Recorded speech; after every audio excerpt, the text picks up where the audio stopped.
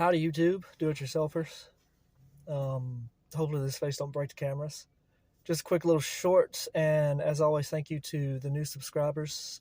If anybody finds these videos helpful or useful, please like them, share them, subscribe.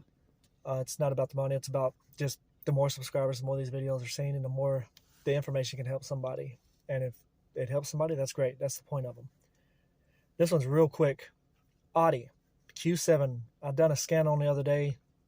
It kept popping up with a misfire cylinder 6.